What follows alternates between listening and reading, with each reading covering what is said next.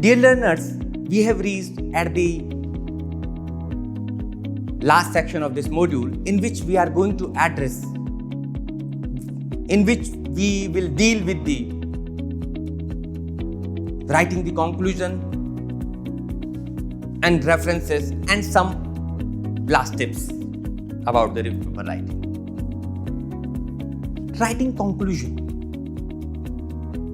Conclusion provides the result of your entire review paper in the very concise form. The very important thing is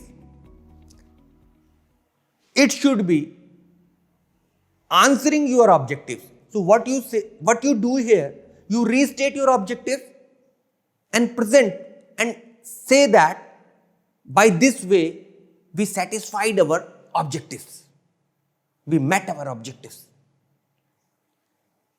And avoid any vague statement here. If possible, put the lines which indicate the expected outcome or future trend of the study in 1 or 2 lines. Always remember, conclusion never contain any reference. Don't put any reference in conclusion. When you conclude your study, you go for next section, acknowledgement. You acknowledge the things. You acknowledge your resources, acknowledge any person who have contributed full text of a journal or article, your funding agency, and the people who have made a good impact in writing your review paper. It should not be used for greasing or for obliging the things, okay? So, the last part is references. References is very important aspect. It must be current and updated. When you are writing a review, at least last 10 years references must be covered in a balanced way. Balanced way, why I'm saying? I'm a peer reviewer in many of the journals. I was going through a review paper. I think it was in nanotechnology maybe. What I saw that for just sake of putting current reference, there was one reference of 2018, one reference of 2017, two reference of 2016, one reference of 2015, one reference of 2014, and rest of the reference were in 1990s. This indicates that the author has not covered the latest references. He has just made a particular article which was of around 2013 and 14 and just copied the cross references here. So, being a reviewer, what I feel that this is very important. And you should also put in your mind that you cannot deceive any reviewer. So have a balance of coverage of references in your review paper. In an optimum way, you should put the things. Don't avoid the pioneer references, historical references. We have mentioned earlier also. But don't put the excessive, very old references. Avoid it also. Sometimes some journals like Expert Opinion Drug Delivery and some journals ask authors to highlight or to mention the major references which are of utmost importance. So you must have in your mind that what kind of reference, what are those references. And reference must be written in the guideline recommended by the journal, in the particular style recommended by the journal. Even a simple punctuation error may lead to rejection of your review paper. Okay. So, when you have written the references, see whether there is an error, any omission of any comma, semicolon, pagination, DOI if required, is there or not. Ensure it. And then only then finish your manuscript, go for final check, and then submit it. We will be dealing with the submission and post-submission in a particular module, so that's why I am not dealing with that particular thing here only. Just in a final tone, I just want to give major tips. Number one is have balanced references, current references.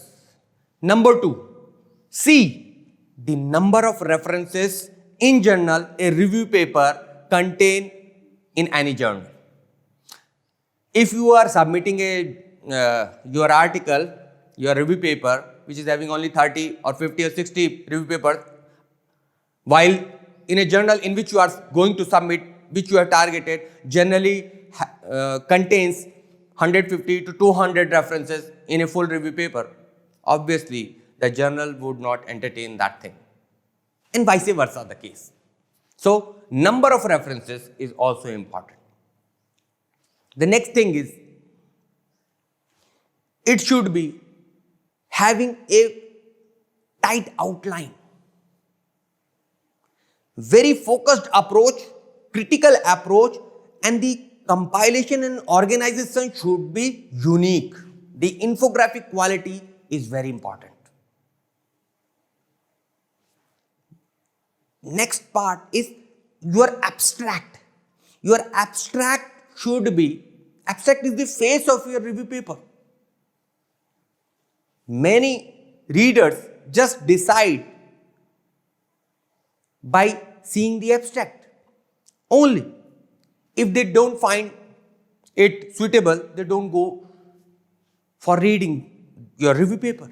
So, give the maximum time in writing, rewriting, and improving the quality of your abstract.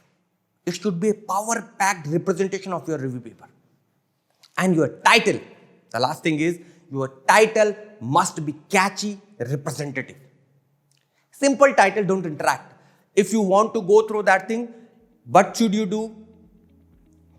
You should go to any search engine or any database and search the related titles. Then you will see a variety of titles. You see what is the trend, and then you can choose. You take 2-3 titles, think upon them, and finalize one title.